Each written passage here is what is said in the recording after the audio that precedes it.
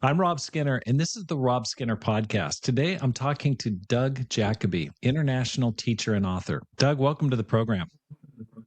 Thanks, Rob. Good to be with you. It's fantastic to have you on the program. It's been a long time since we talked. You were a huge inspiration for me when we lived in Japan in the 90s and the early 2000s. I remember going to at least one or two, I think two teaching conferences that you had initiated and hosted and organized in Athens, and then also in Paris, France, I believe, and one in England. It must have been three, I guess. And so, just huge inspiration. And many of the things that you shared with me during that time still stick with me today. But let's go ahead and get into this right away. How'd you become a Christian? I became a Christian through the outreach of a couple brothers. They were door knocking, and this was, I think, was my second day at Duke University. So I was very young. I had just turned 18, and I was seeking already. Yeah, I was doing a lot of reading and uh, very eager. Back in those days, we just studied the Bible with people once a week. So once I asked them to study with me, it was 7 weeks because it was just one study a week. I probably could have become a Christian a lot faster. But yeah, I was a freshman or sophomore, I guess, technically. And seems like a long time ago. It was 48 years ago. Oh my gosh! Congratulations, that's awesome. So four, So, four dozen, the Harvard of the South. Are you from the South originally, or where are you Yeah. from? Well, at that time I was living in the North. I was born in Florida. Jacksonville is my hometown. But my father was transferred to New Jersey. He was vice president with Prudential Insurance. And so when I started third grade in New Jersey, that's where I finished school. And then Duke was my first college. But Duke was full of people from New Jersey, Pennsylvania, and New York. So it wasn't exactly Mhm. like being in the South. Okay. All right. So then how did you let me from that point you became a Christian. I'm assuming there was a strong campus ministry there. You ended up in Yes. Boston. And so how did you end up there in Boston? That's Yeah, that's interesting. I certainly had no idea. I considered going to college in New England. My father seemed to like that idea, but I wanted to be farther away. Uh, but what happened was that um, in the Lexington Church of Christ uh, in 1979, Kip McKean moved there. One of the families of the church was the family of Doug Arthur, and he was a student at Duke. He's one of the two guys who knocked on the door with me. Gary Knutson, who started the church in South Africa, is the fellow who studied with me and baptized me. But through uh, their influence, through the Gimple Arthur influence, Kip McKean, a very exciting ministry began. And Doug and a lot of the people in the campus ministry in North Carolina moved to Boston. Because I had sophomore standing, they encouraged me to come, but I wanted to finish my degree. I only had 1 year to go. So then I said I would consider it. I didn't really know what I wanted to do, like a lot of people, no clear plan at that young age. I was only, I guess, 20. And I considered Tampa, I considered Gainesville. But the hottest thing happening, the most exciting church was Boston, what would become the Boston Church of Christ. So I made a decision to move there. Then the decision is what to do. I thought, okay, how about to get a master's degree? So I applied to Harvard Divinity School, and um, and that's how I ended up there. I could have come a year earlier. During that last year at Duke, I kept getting reports from Boston of all the studies and baptisms, and it just sounded so exciting. I had a chance to visit with my then girlfriend early 1980. And in September 1980, I moved to Boston and was there for 2 academic years. getting your master's. Yeah, I got Okay. a So Master of Theological Studies. okay. Okay. Terrific. Can you give me just you've had a long career. Okay, since that time, can you just give me the 30,000 foot view of where you've been since that time, since those early days? I know you've been all over, but I think for my benefit and for those listening, it'd be great to hear where you've been since that time. Right. Well, as you know, the vision of the Boston church was to plant churches globally, not just to begin campus ministries in North America. And London was the first planting. And when they asked me to go on the London team, I said no, partly because I thought missionaries should not be speaking their own language. Um, and but so many hundreds of people were actually hearing about the Boston church and were moving in. I realized I'm just, I'm just one of a very large number. And I was invited the next year to go, and I said yes. So I was on that London mission planting, moving to London in June 1982. I was a student. That basically was the core or the only student in the campus ministry. And I was there for 7 years with little time in Birmingham and Australia, but 7 years there. Then my wife and I moved to Sweden, and we took the helm for 3 years, working in Sweden, also Denmark and Finland. Then, with the vision of beginning a more concerted international teaching ministry, we moved to America. Well, I wanted to move to America. It seemed that was the best place, financially speaking. It was a lot harder for my wife to leave her country. Not that her country was Sweden, but she's British. So then we were in the U.S., working with different churches, but starting to do a lot of travel. You and I first met I guess it was in the 80s in Japan, unless we met before then. But there was a lot of international travel in the 80s, 90s. And then we ended up in Washington for almost 10 years, to Australia again briefly. Then, with the collapse or reorganization or redefinition of church in 0203, we lost our funding completely. So I ended up becoming an independent minister. And so I've been doing that for 22 years around the world. And most recently, we made a temporary move to Britain because we had one parent still alive, my wife's mother, and she was in good health. But we thought we're the most flexible. Let's move here. So we moved to Scotland for 3 years, and then even closer to her in northwest England. And the plan was to move for 5 years. And actually, in the fifth year, she passed away. We have a lot of commitments right now, but we're moving back to the US, actually to Atlanta, where we lived in that area probably 15 years. And so we'll be there in a matter of days. That Okay, maybe that's too terrific. fast, maybe that's too much. That No, that's great. It's very helpful. that's where we've been. Yeah, I know that there's a lot more underneath the surface there, but that's okay. Caught you right in the beginning of a move to go back to the States and to Atlanta. How did you meet Vicky? How did you guys get together? Well, she was one of the people whose door was knocked on in her dorm. Uh, Unlike me, she wasn't 18 at the time. She was in her third and final year of university. So she was 21. But so she was one of the early baptisms in the London church. We started in officially July the 4th. She was baptized in the following March. And we met the night before she was baptized.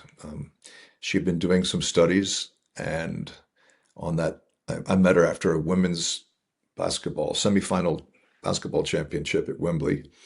And yeah, so she came to church for the first time the next day, became a Christian that day. And I guess it was 12 days later, we had our first date. We took our time, 2.5 years, but we've been married 40 now. So short answer, we met Wow. at a women's basketball game, but longer answer, through the campus ministry. She's one of the early ones to be baptized. And at that time, everyone thought I was a mature Christian because I've been a Christian 5 or 6 years. From our perspective now, Rob, isn't it humorous? Oh It's boy. all relative. If everyone else is a 1 year old Christian, you've been around 5 years, then they look up to you. But I think the Lord measures our time serving Him in decades, not in years. That's right. So, Vicky, was she a college basketball player No, no, when no. you We went were to? just the church was watching because two of the people on the team were Christians, were members of the church. Got it. She Okay. was doing Okay. her first degree in occupational um, health and safety, and she ended up becoming an inspector of companies and workplaces, kitchens, all kinds of places. She was an inspector working for the British government for a couple of years before we married. Okay. And then children. How many kids do you how many kids do you have and their We ages? have three. Our son was born in London.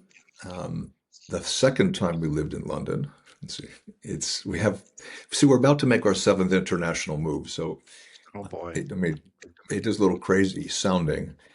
He was born there. Our daughter was born in Sweden, and then we actually decided to adopt a girl from China, and that we did in the mid '90s. And she's our baby. She'll be 32 in a few weeks, which makes me sound old, which may actually be true. That's great. Okay. Terrific. So, Doug, when I think about your career, it's really impressive. I mean, there's just so much. You've got a huge website. There's just like stacks and stacks of material that you've produced.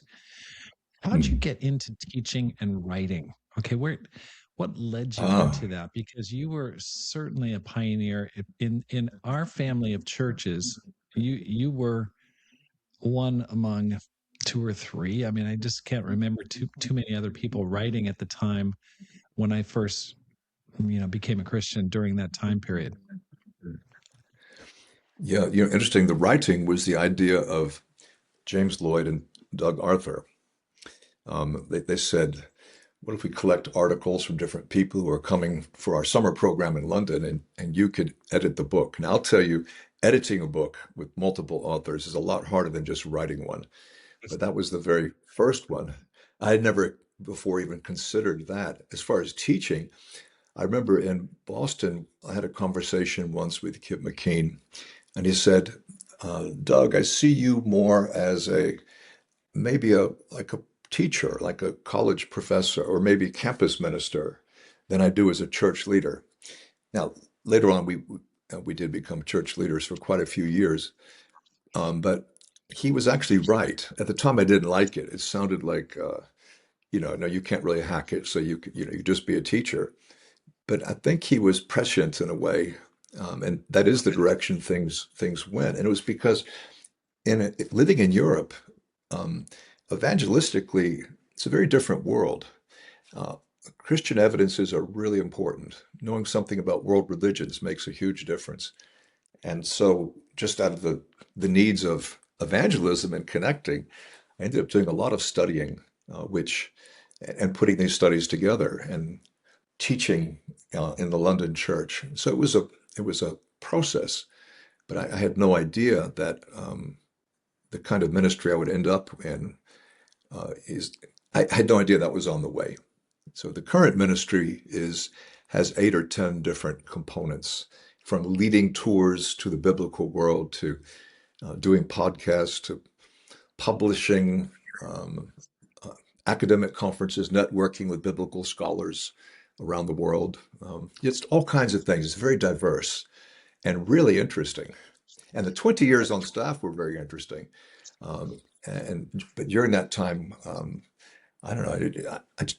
You could say I was very distracted, but I just developed more and more interest. And so since 2003, most of the stuff is stuff I was doing when I was on staff. Not all, fewer leaders meetings, but yeah, it's an amazing ministry. I never would have predicted.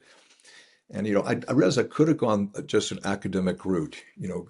Ended up being a university professor.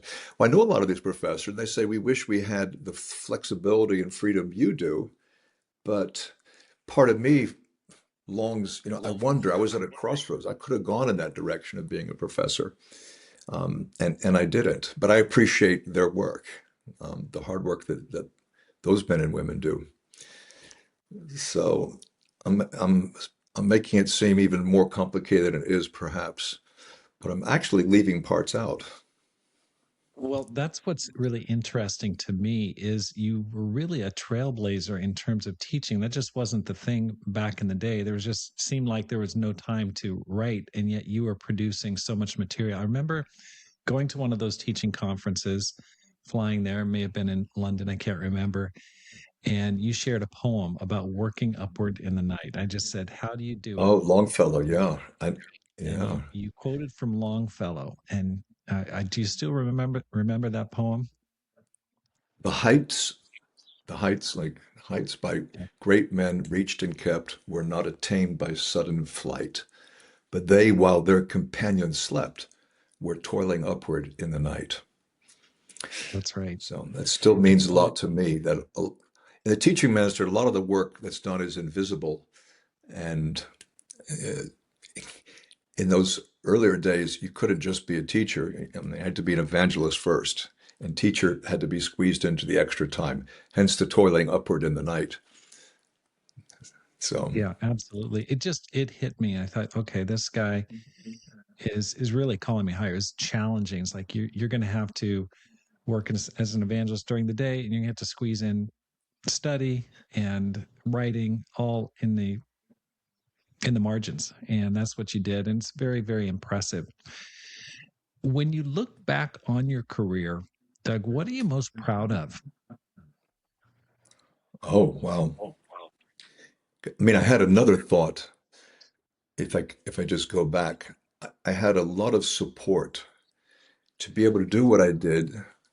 Um, was largely because this was facilitated by those over me in the Lord, um, uh, principally Douglas Arthur. So I was allowed because the teacher ministry took more and more time, and once I was recognized as an international teaching minister, I about 80% of my work was in other countries, actually countries outside of our own regional group, what we call the British Commonwealth. And so having that understanding and freedom and even a budget to travel was very unusual. And other teachers just simply didn't have that. So you asked me, what am I proud of? I'm not totally sure about that. If you ask me in 10 years, I think I can give you a clear answer because I'll really be looking back on the career, hopefully still lucidly looking back on the career. But I mean,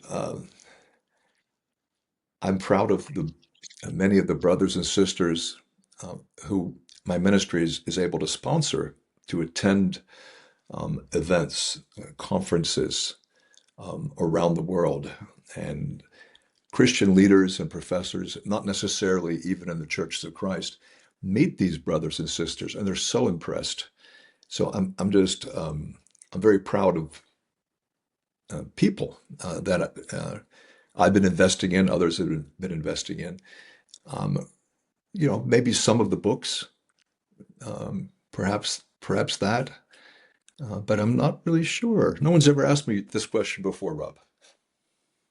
Well, I think it's a important question, and you've got a lot to be proud of. How many books have you written? I've written, it's 35 or 36. Wow, Um, that's amazing. at this point, I mean, some books are new. Like this year, okay, this year I wrote three books, but two of them are new editions. One, the Genesis book I did with the apologist Paul Copen on Genesis 1 to 11 is coming out in new version. Then there's the collection of prayers, Amen and Amen. This is a second edition, although it's got a lot more material. Done a lot of radio interviews on this collection of prayers. This is a book I'm proud of. I think this will outlast me. It's a collection of prayers from the last 3,000 years, which can, I don't know, inspire us, stimulate us. So, yeah, I keep writing, but I, I have 10 kind of not academic goals. That's just area one, but 10 broad life goals. But one of those sub goals is to write 0 to 1 books a year. That may sound funny, but there've been years where there've been two or three, quite a few, and of making many books, there's no end, right? Hmm. Ecclesiastes 12, and much study wearies the body. And so I had a year recently where I wrote no books. And to me, that's actually a victory because what's much more important than writing books is relationships. I don't know, the idea of the second mountain in David Brooks's book, first mountain earlier in life, your achievements. In my case, it would be maybe things I've written or projects I've taken part in, becoming financially stable. The second mountain is focused on other people. It's relational. It's what's really important, not those accomplishments, laurels, or things you might hang on the wall, but it's people, especially family, but people. This is all that really counts in the end. So Yeah, that's been a shift that a perspective I've gone through in the last 2 years. Actually, since I began doing resiliency training, which is another part of my life, really focusing on what's important. You got me going, Rob. I've got all these I know. ideas. Okay. Can resiliency training? Tell me about that. Well, it's a real buzzword of late, but resiliency, literally means being able to bounce back. But it's going through times of hardship, challenge, or disruption, but maintaining a high level of effectiveness and quality of life. And that ability, resilience is a muscle. That ability it's huge. It means we can weather the storm. We don't give up. We stay upbeat. We see new possibilities. We're better connected to others. And I benefited from a program last year. This year, I'm co-teaching a cohort and also continue to be a student. But this has been very, very helpful to me. Resiliency focuses more on our strengths than on our weaknesses. So yes, we compensate for weaknesses, but think of, I don't want to call it classical discipling because probably classical discipling would be Jesus and the 12. But the way I was taught and the way I thought very naturally was that in discipling, we need to deal with our weak areas. We need to change because they're not good. And there's a different way to approach helping people, and that's to focus on their strengths. And yeah, of course, we end up addressing weaknesses along the way, but by focusing on what we're good at, maybe those gifts that God has given us, there's less judgment. There's a lot more encouragement, and I think respect, if I can put it that Right. way. It makes me think of Nassim Taleb and his book, The Black Swan. In his many books, What a he talks book, about yeah. being anti-fragile.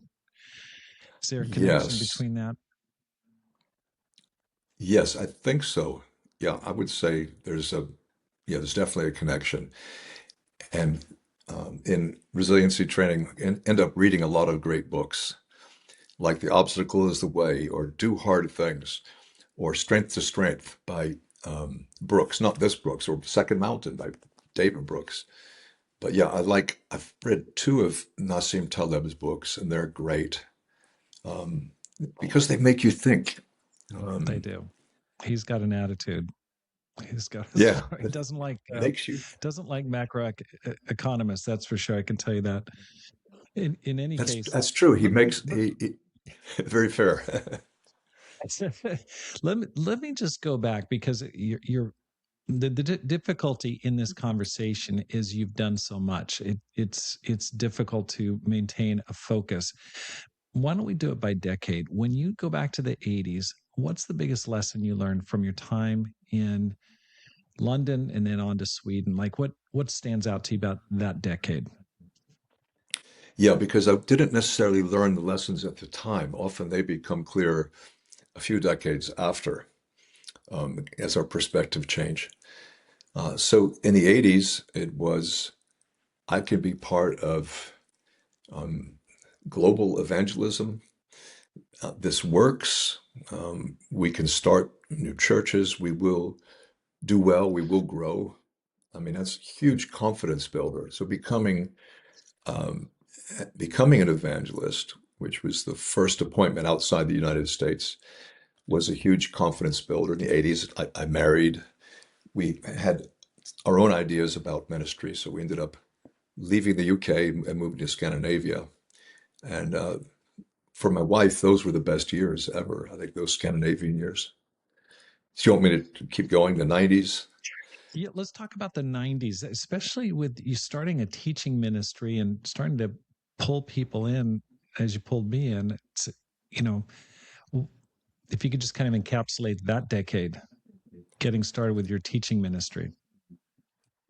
Yeah, I realized with, I don't normally write down my personal thoughts, although I do with the resiliency training. One of the men encouraged me to journal. So I do write down a couple sentences every day. But before 2024, I wouldn't write more than a few sentences a decade. But I do remember writing in 1992 in a journal that many men will become evangelists. Uh, Fewer will become elders. Uh, but teachers, at least the way we understood it at the time, I thought perhaps even fewer. And if I can do that, then surely that's the place to focus. But in the system we had, to be a church leader and doing that with my global visions, aspirations, would it really work? So we realized we needed to move to the States. And I became increasingly, let's say, concerned, certainly by 94, if not before, with the lack of biblical training for our men and women worldwide. It wasn't that we didn't use the Bible, but actually training. So I had a vision of what we called a ministry teaching program, and that developed after more than yeah after a decade. That morphed into what we called AIM, Athens Institute of Ministry. And the idea was not to establish a program that everyone in the world would be part of, but it was more to create a template and give some inspiration. So right now, I mean, in our family of churches, there are certainly at least 20 programs. Some connect with each other, some not, but they all have something in common. So that's actually something I'm proud of, to be able to pioneer in that area. But I was very concerned. I still am. Now, by the late 90s, some brothers and sisters were realizing I need some continuing education. And in the 2000s, more and more were getting Bible degrees, or some kind of qualification. We still have far to go. I think the vast majority think they don't need it. They don't understand how desperately they need that. But probably now more than ever, we have men and women enrolled in doing, especially master's degrees, some doctorates, some are bachelor's level. So, yeah, I was very concerned, and I think we've done a lot of things right. We've done a lot of things wrong that we could have avoided with some better theology, with some better training. Right. Well, I remember you during the 80s, that was a constant refrain that Mm, there needs to be deeper teaching, there needs to be deeper knowledge, that um, people perish for lack of knowledge and different things like that. I remember you kept on talking about that and sounding the alarm. I think people yeah. listen. I think over time, I certainly did. Definitely, I think there was a movement toward that, but I think there was also kind of a strong Methodist revival style, lay preacher, just preach the word and just, use the first principles, which is And Rob, it effective. wasn't just a, a lack of support for theological training. Even though we did well with a lot of our campus ministries, there was a lack of support just for education. I think we capitulated to an anti-intellectual strain, many people were sent out not having finished their degrees or very close to finishing them, and then that was dropped. And I think it's because the principal leader of the movement himself had a negative experience with seminary. And so whatever suspicion we had as conservative Christians or in the Church of Christ was probably increased even more. No, we not only do we not need to go to Bible college or, we do not want to go. We think these are not good places to send people. I think the attitude has changed a lot, but there was a lot of reactionary um, thinking in the 80s and 90s, which is unfortunate. Well, let's talk a little bit about the first decade of this millennium. So, or this century, the the aughts, 2000 to 2010. Talk a little bit about going independent. That's a huge step. How did you do that? How did you navigate that? Becoming essentially a bivocational minister. And it was nothing I had ever planned on. It's not like there was a master plan. We we had moved to Australia in late '02. It's our second time living there, believing that the funding would work out, and it didn't. But we moved in part because we knew things were going to collapse in '03, which is what they did. It was the writing was on the wall. So that itself was a very independent kind of move. We lived there that time for 88 days. And I remember our administrator, Jim Blau, called and said, well, if you resign, we have enough money to move your family to whichever country you're going to live in. If you wait too much longer, I'm not sure we'll even have that. So we had to decide UK, my wife is British, or US. And we really felt like Abraham, leaving home, being a wandering Aramean. I didn't know what I would do, but I thought easier to get a job in the US, and maybe I can become a Latin and Greek teacher in a private school. That was my idea. And yet, very soon after we moved back, we started getting requests to come help here, come help there. And of course, I would never charged money before for my work, and I hardly charge at all now because things are very solid. But in '03, '04, '05, it was a new way of thinking. And my financial advisor said, you need to charge and you need to be careful not to undercharge. Otherwise, you'll never be able to support your family. So that was in the, um, so that takes us up to '03, '04. Did you want to go farther or? Yeah, tell me about that. Like, how did you make it? How did you make ends meet? I mean, that must have been a scary time for you.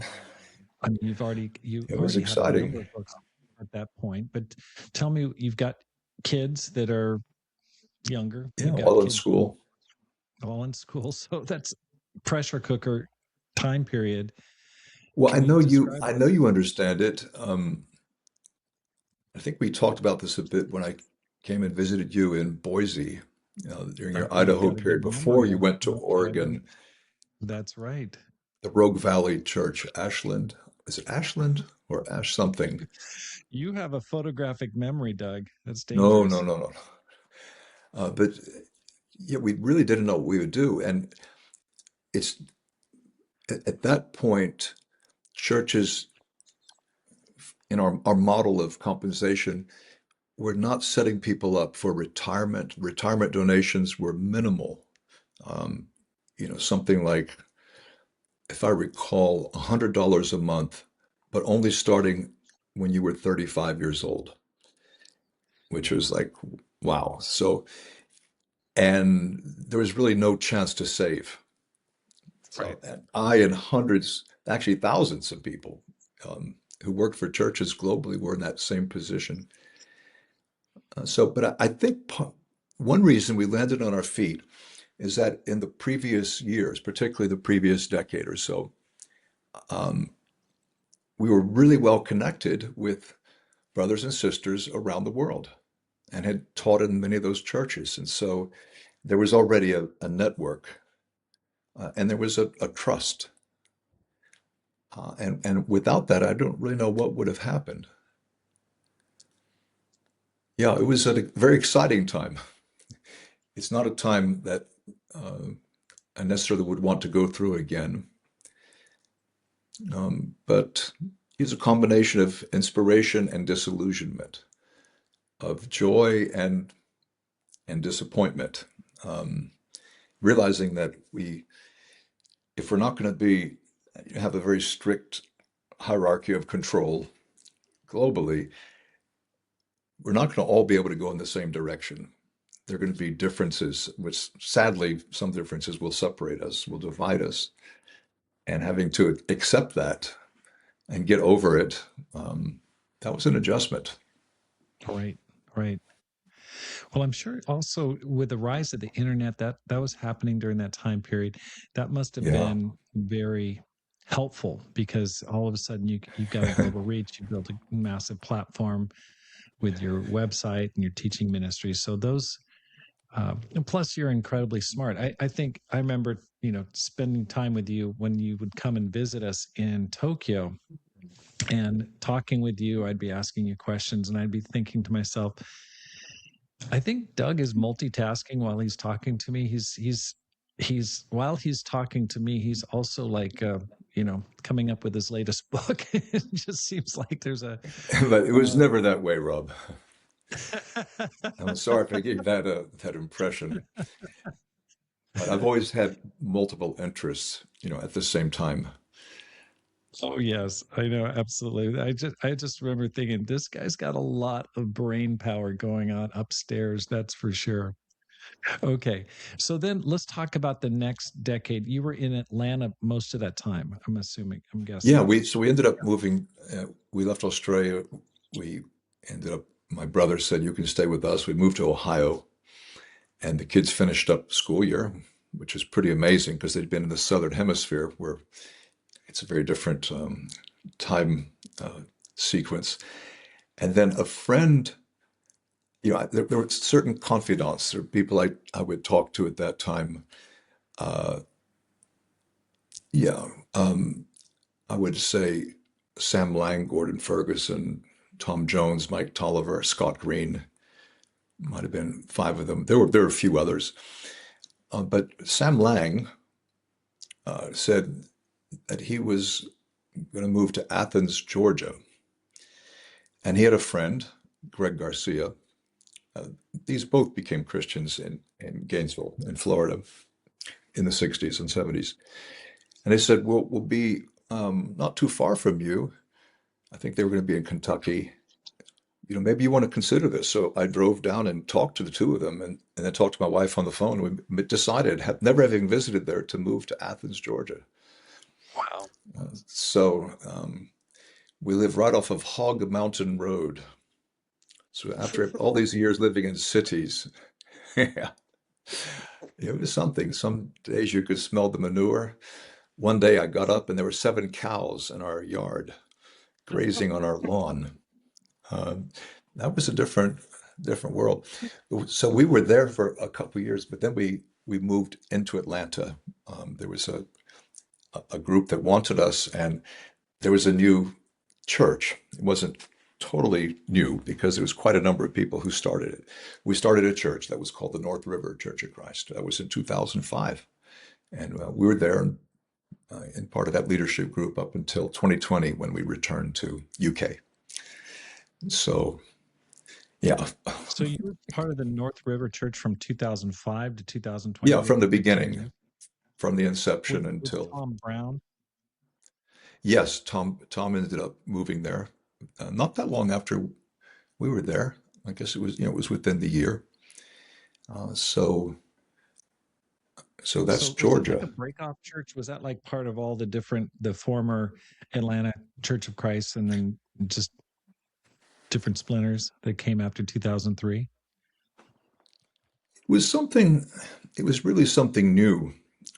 In '03, there were 9 or 10, I guess you could call regions that kind of all became independent churches, uh, different combinations and recombinations. Right now, I'm not even sure what the total is. It might be 7 or 8. But this would have been guess they called it the East Cobb Ministry back then.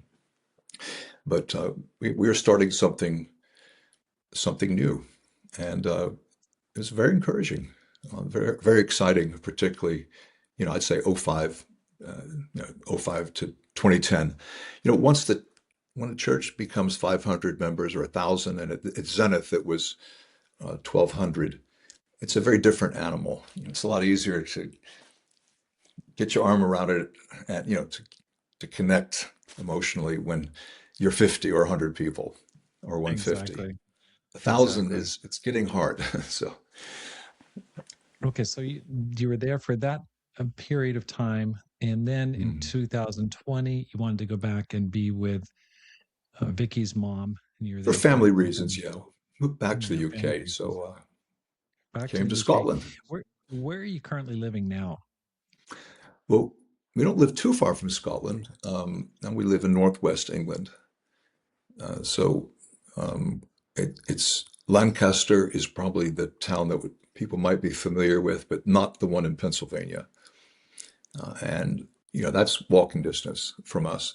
We live right on a bay off of the Irish Sea, and we're probably an hour's drive from the Scottish border, something like And this that. is where Maybe. Vicky grew up. This is nearby where she was raised. No, she actually grew up more in the London area, but it's where her mother ended up moving when she lost her husband back in the 80s. And so she was living in the Lake District, which many would consider is the most beautiful part of Britain. And we could have moved there, except that's kind of expensive. So we lived just half an hour from where her mother lived and died. Okay. And so for the past 5 years, you've just continued. What have you been doing? And has Vicky been working? What have you been up to? Well, Vicky's she's she's always supported me, and I couldn't do what I do without her. In a sense, not working. I mean, if she had a regular full-time job, um, I think it would be too much. So we do have a ministry together we call Fair Havens. We do a lot of uh, work around the UK and Europe. Sometimes, though, I was actually usually on the longer trip, she won't come. Now, we did teach together in Los Angeles, the Los Angeles church a few weeks ago. Right before that, I was in Mexico City, which was fantastic.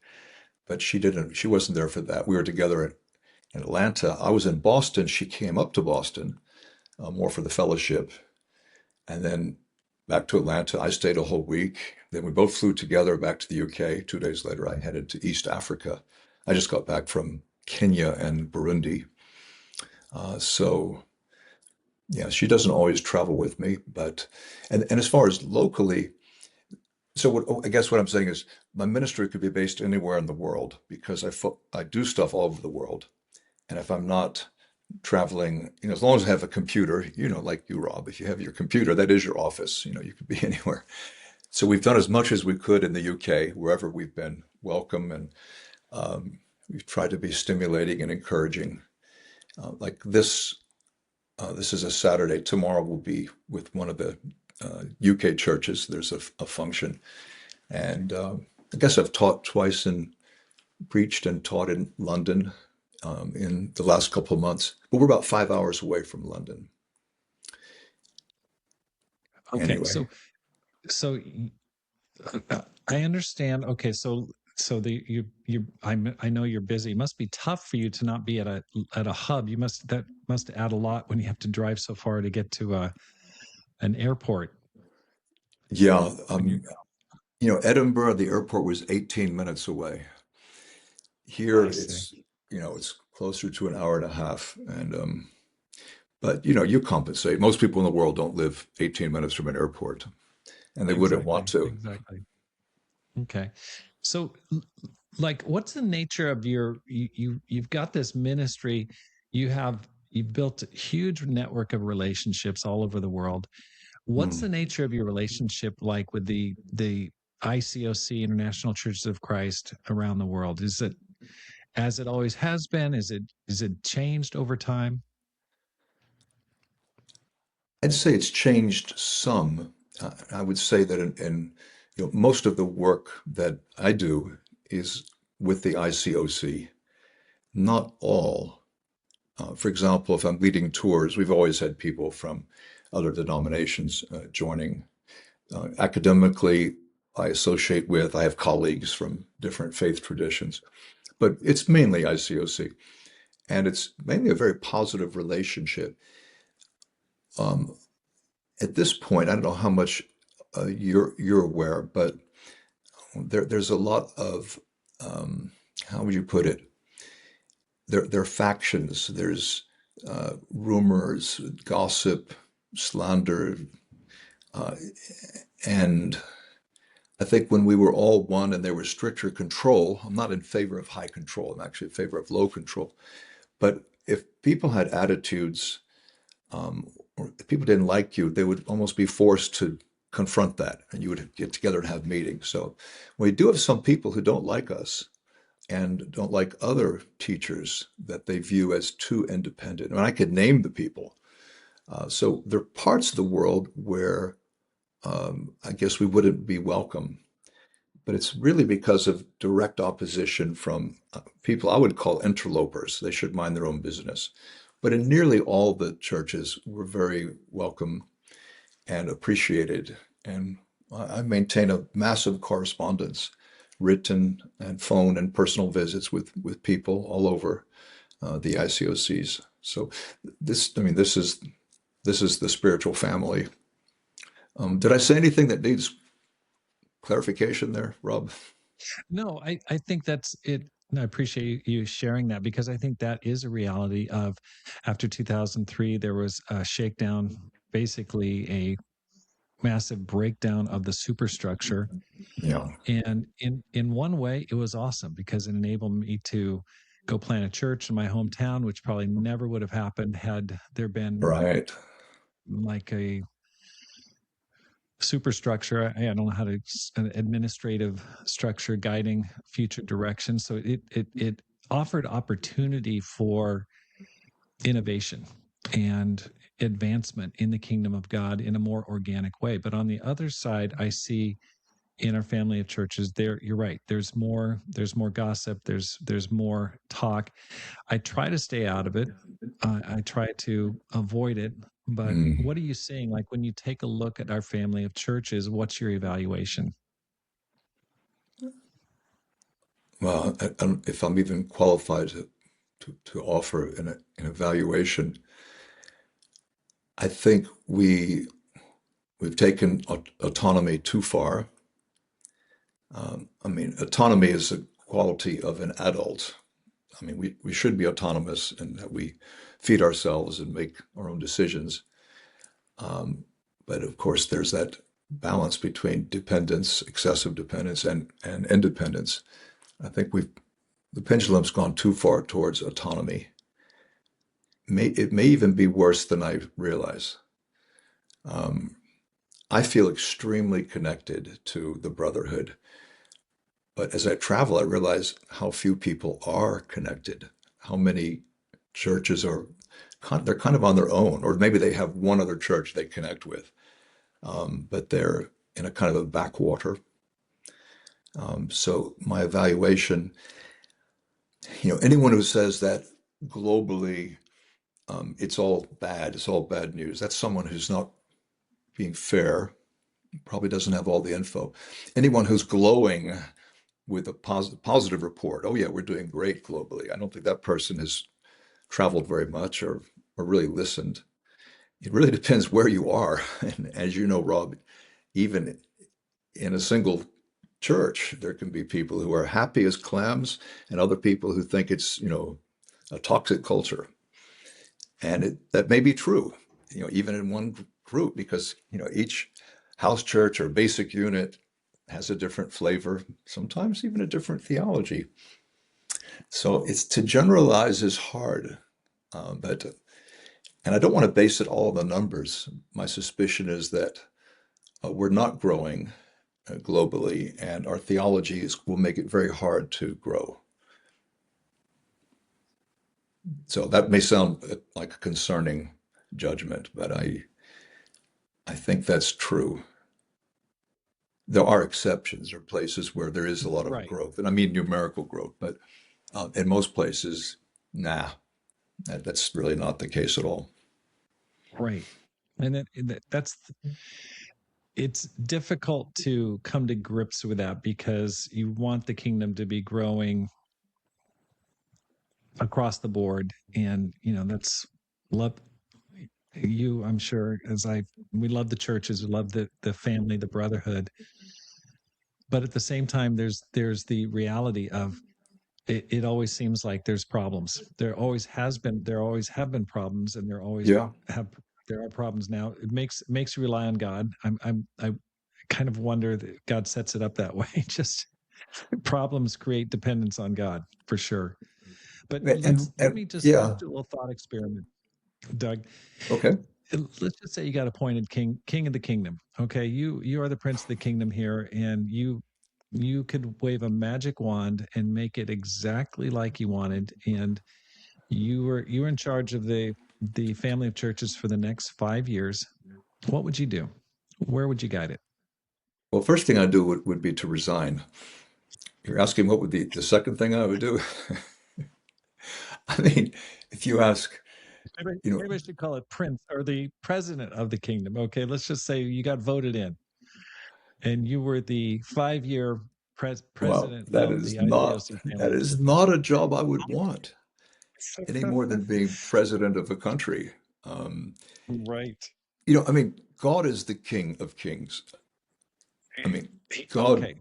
God's Okay. kingdom has I'm glad always you been said that. here, and He could have, almost you could say, well, God, what could you do so that we would all be healthy? And well, He's not going to reply, I could force you, because that would be counterproductive.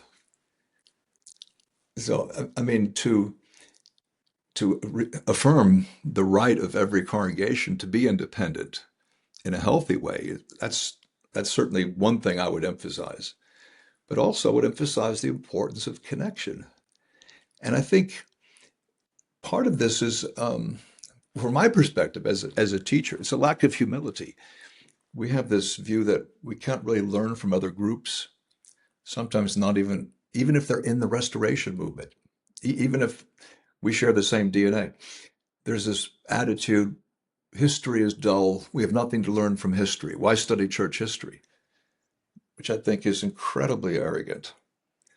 And then even the unwillingness to learn from the world. Now, this has been changing.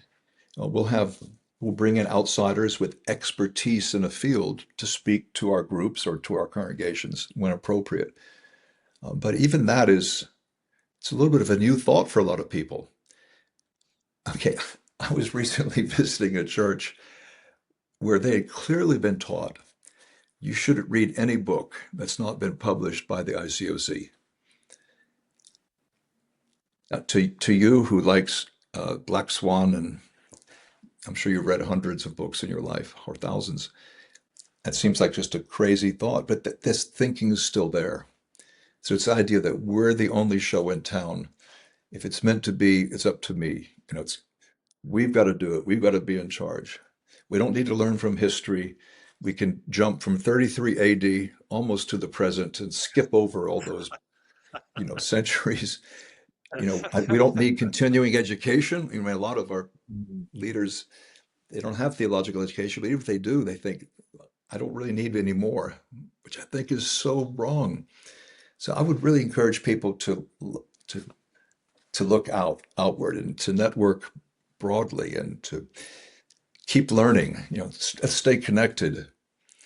I had Rob. I don't know if this is of use or not. I remember a conversation I had with Al Baird, who was like an international elder. I guess this was in '03. We had so many conversations face to face and on the phone from the mid to late '90s onward.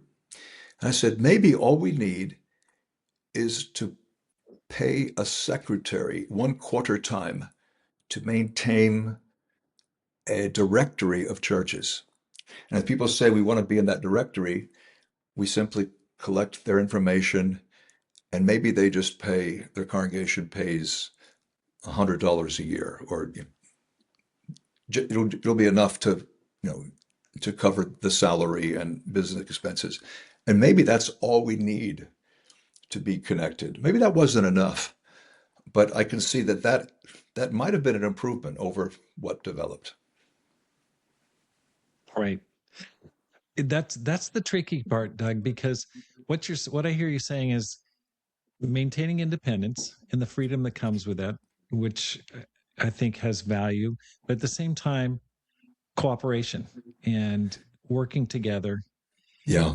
You've talked about there's a lack of humility. There needs to be more humility and Mm. an emphasis on continuing education, getting deeper spiritually in the Bible, and in relying on the benefits of history and outside reading, even secular reading, other denominations. Mhm. But how? Give me some practicals. Give me some bullet points. This is the rub. Okay, this is the challenging part. This is why you're the president of the ICOC for the next 5 years. How would you practically put that in? Because you've got people that are really, they're still stuck in 2003. I mean, they are just like, don't talk to me, don't tell me anything.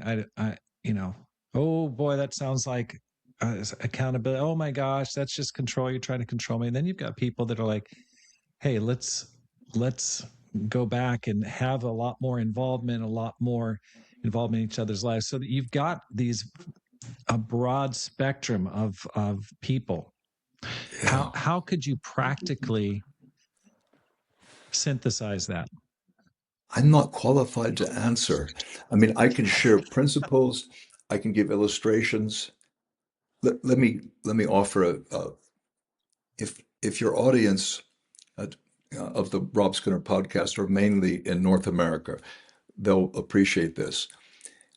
The Americans didn't like being pushed around. The colonists, originally, of course, they were completely dependent on the countries that established those colonies, right? Whether France or Spain or Britain or, but in time they became confident and didn't like being pushed around. And so after the Revolutionary War, they were determined, we don't want to, we don't, not going to have a monarchy. This was one reason you have the right to bear arms, so that local militias would make sure that no one invaded them and pushed them around.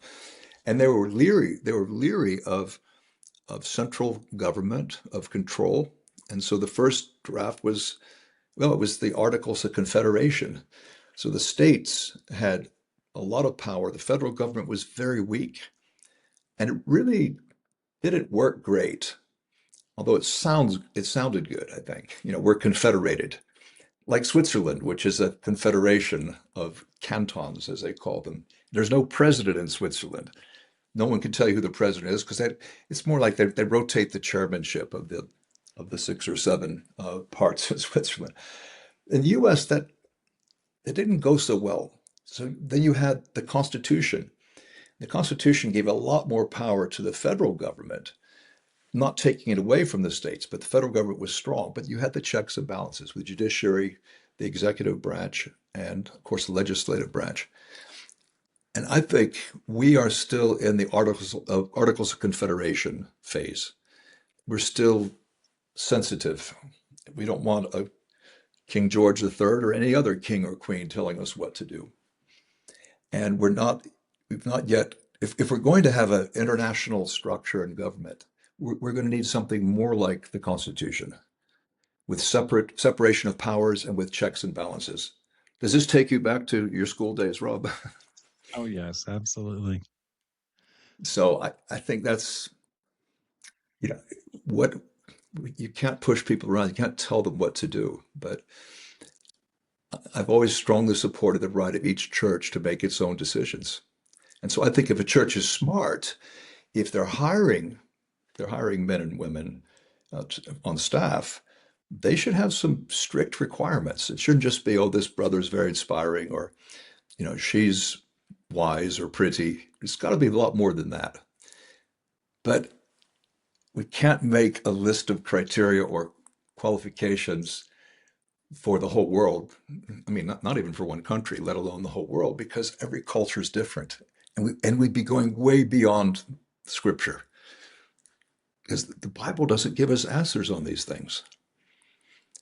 And so when we say, well, this is what we should do, we have to be really careful that we don't confuse biblical principles with our own traditions or our own inspired common sense. So that may disappoint you and some people listening that, I don't know. Here's what I would do if I were king of the world. I was hoping for 3 bullet points, okay, 3 action steps, but that's okay.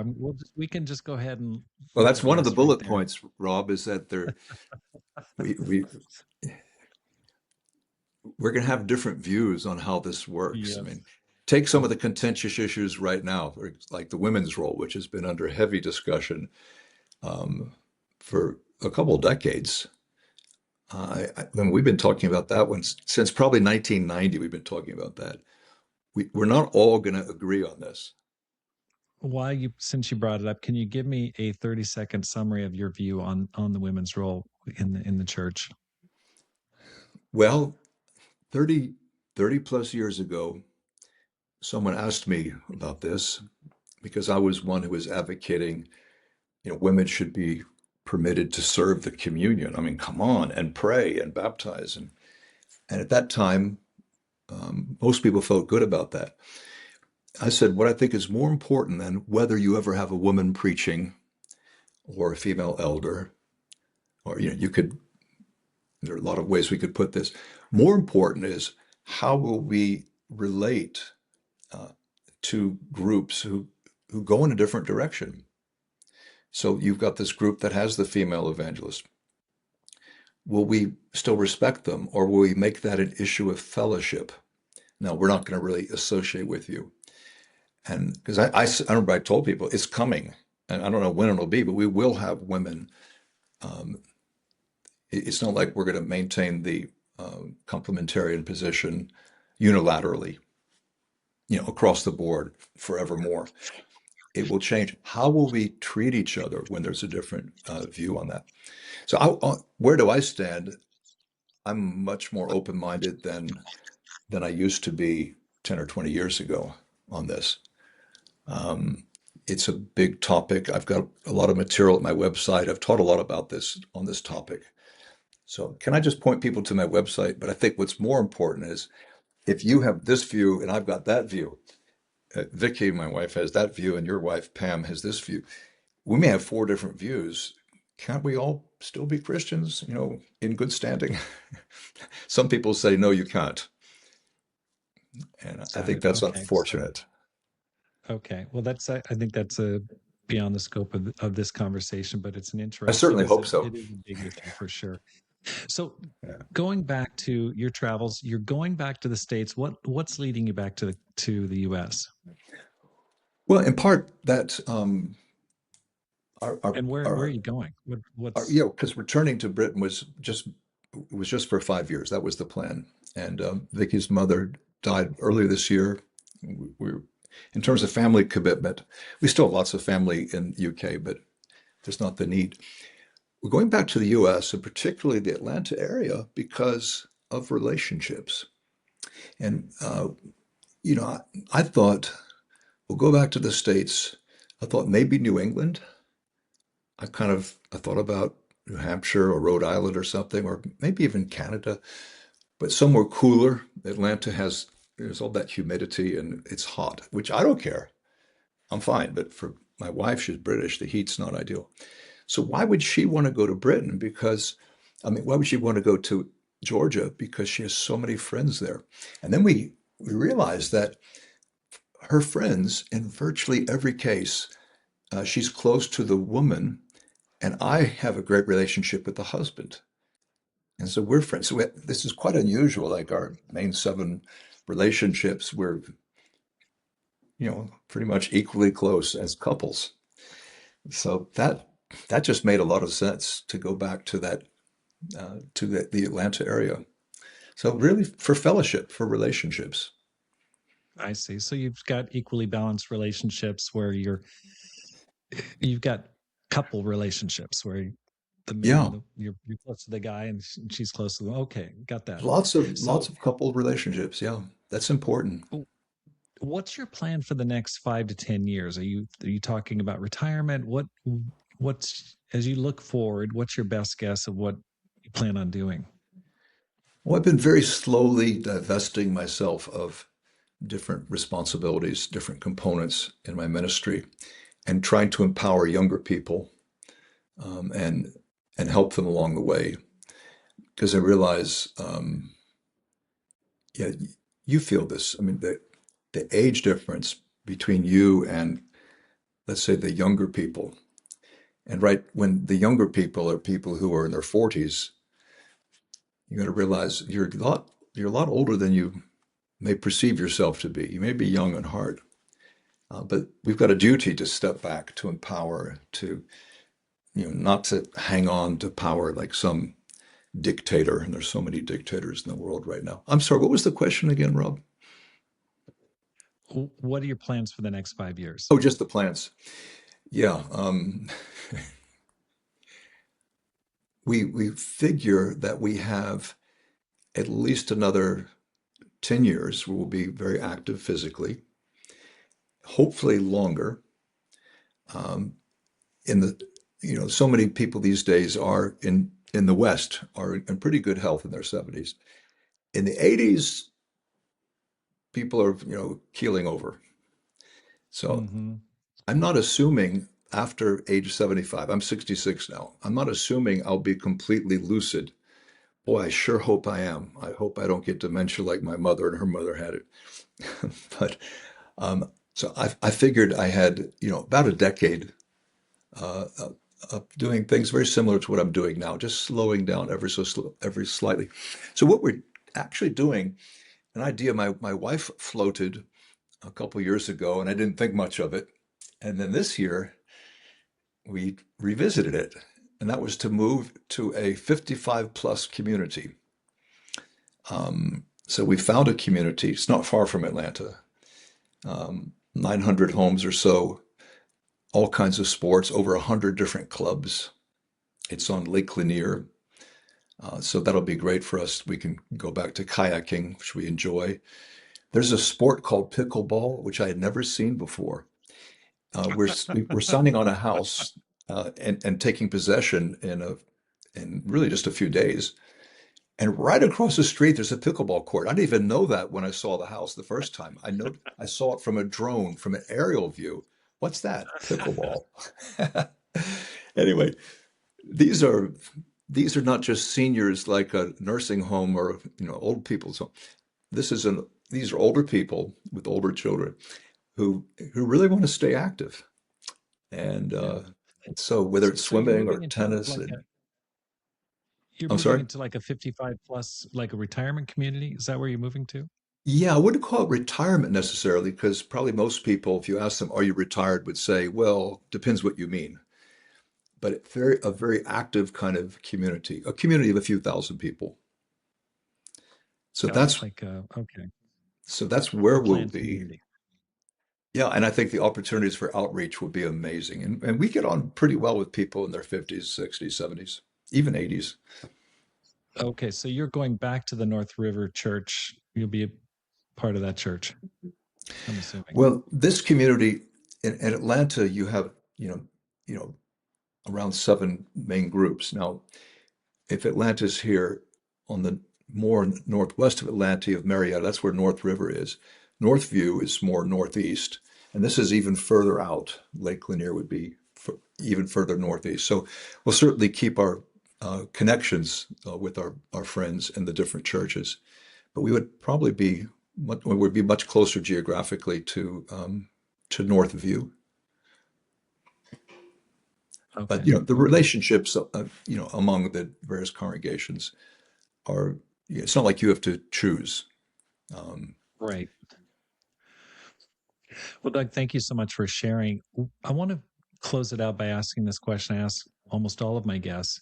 uh, What advice would you give to a man or woman who wants to make this life count? Advice to a brother or sister in Christ, or Hmm. just to a human being. To a brother or sister in Christ, someone who's a follower of Jesus, disciple. Um, I would say figure out what works for you in terms of meditating on God's word and prayer, The path that's ideal for you may not be what is for someone else, but you find something, you stick to it, and you get consistent. And you never arrive. You never know enough Bible. You got to keep learning. You got to keep praying. So it's that consistency. And the other thing I would say is don't don't just follow nature or society. And we're as we age, we turn inward, but open up. Keep reaching out. The world is amazing. I mean, learning about God's world, learning about His Word, but sharing that with other people.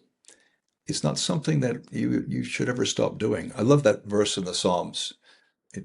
Even in old age, they're verdant. They bear fruit. There's Yes. that. I love that. We want to have an impact on the world. It's not like, well, I've already had an impact sufficient, so I'll stop now. Because you do that, then you're going to slide. You're going to go backwards. And relationships are much more important than accomplishments. But you can't just say, okay, I'll just take refuge among my grandchildren. Uh, Right. no, and I can't tell you what to do, but I can say these principles apply to everyone. So that a rich devotional life with the Lord, and an outward focus, uh, Right. which will bring joy. So those would be my pearls, my 2 cents. Yeah. That's good. I think especially when you get older, um, it's you're right. I can see people kind of letting off the gas spiritually, but in your spiritual life is an area where you always have to keep growing. You have to keep really challenging yourself, and especially as you get older, even though it may be you're not doing your secular work or your paycheck may be different, but I agree with you. You've got to maintain it or else you'll lose I know what you you gain. understand that, Rob, and it's something I admire about you. I don't think you're ever going to lose that drive, that passion. Thank you. I hope not. Thank you very much. I appreciate that coming from you, Doug. Doug, Yeah. thank you so much for your time and all the best to you and Vicky going back to the States. And thank you for your work, for inspiring me, for helping me to become a teacher in the first place, to go back and get my master's in the early 2000s. You were a huge inspiration to me for the challenge to really put the work in. And I think that really helped me. I think when I got my master's, the best thing that I learned, of course, it deepened my walk with God for sure, but it also gave me the confidence. Hey, I could write a book after writing all these papers. Essentially, these papers are 20-page chapters that I could just compile and make a book. And I thought, that's like I wrote a book right here. I could write a book. And guess what? I ended up writing some more books. But I think your inspiration and your groundbreaking work, especially in our family churches, really opened a path for many people. And so I just want to commend you. Thank you. And all the best to you going forward. That's very encouraging. Thank you for your words. Thanks for listening. Here's how you can help support the program. First, subscribe below and let your friends know about the podcast. Secondly, read my latest book and please review it on Amazon. It's called The 10X Christian. You can find that on robskinner.com or amazon.com because my goal is to inspire you to live a no regrets life, make this life count, and multiply disciples, leaders, and churches. Have a great day and make this life count.